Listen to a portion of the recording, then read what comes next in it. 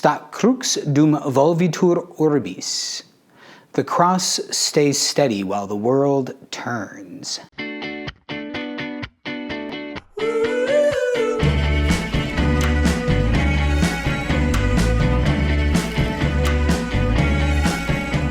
One of the most difficult things about these days of COVID-19 for those that are not sick is the disruption of our lives, especially in the sense of the blending and the blurring together of days. What day is it today? I need to look at a calendar. I need to be reminded because it seems like it's just one day after another. And that's a great challenge in your life, just mentally, to be deprived of your senses is a great torment. It's a great challenge for prisoners in solitary confinement to try and count the days, to know the days. One of the means of psychological torture that governments might use against individuals is to deprive them of sensory experience. They don't have a way of marking the difference of what's happening in their lives. And we might be tempted to feel that way because of kind of the sameness of what's going on. Even the sameness of professors or employers and students reaching out to us when it's just any old day. It's just another day to be asked another question. Thanks be to God, in our Catholic life, we have what we call the cycle of the liturgical year, and right now we are in Holy Week, a day that has special meaning. I began the video quoting for you the motto of the Carthusian religious order, which started way back in the 11th century by Saint Bruno in Cologne, Germany. In Latin, it is Stat crux dum volvitur orbis, translated, the cross is steady while the world turns. The cross is our steady point, our anchor point in the midst of the things of our life. And for us as Catholic Christians, we judge the movement and the ebb and the flow of our life by things like Sunday Mass, things like Easter, Lent, Christmas, Advent.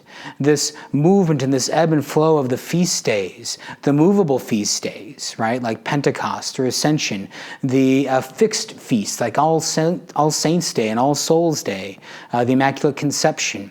These sort of feasts give a meaning, an ebb and a flow, a spiritual seasons to our life to match the seasons of the outdoors around us.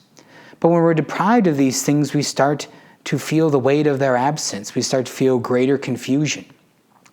It's all the more important then for us to deliberately mark these days, not just these days of Holy Week, the highest and holiest days of the church year, the Triduum, the sacred 3 days of Holy Thursday, Good Friday, Holy Saturday, and then the joy of Easter and all the days of the Easter octave from Easter Sunday through the second Sunday of Easter. We need to mark these days, especially now, especially in your isolation. So to mark Holy Thursday, by maybe finding a way to wait 1 hour with Jesus. Remembering the night before he died, he complained to his apostles, especially Peter, James, and John, could you not wait 1 hour with me? And maybe we can't go into a church where we are, but we could go outside the church. We know where the tabernacle is. And maybe we can't do an hour, but 20 minutes to wait with Jesus, to be with him, to attend him in Gethsemane here and now, to attend him back in Gethsemane where he was.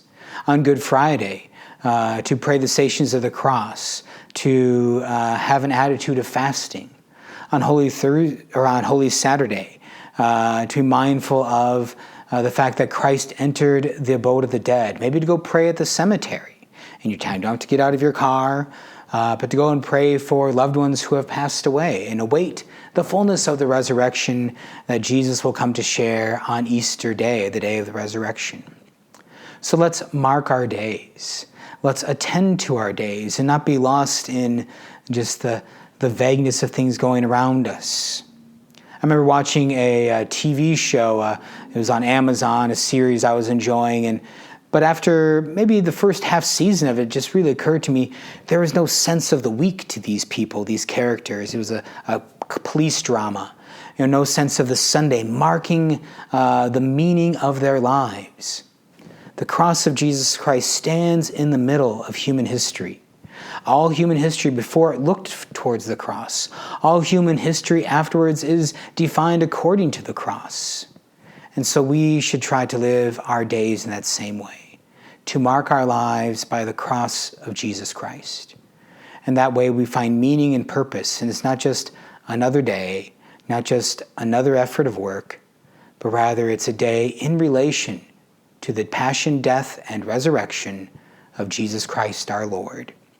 I'm Father Andrew Dickinson from the Pius XII Catholic Newman Center. I miss you. God bless you.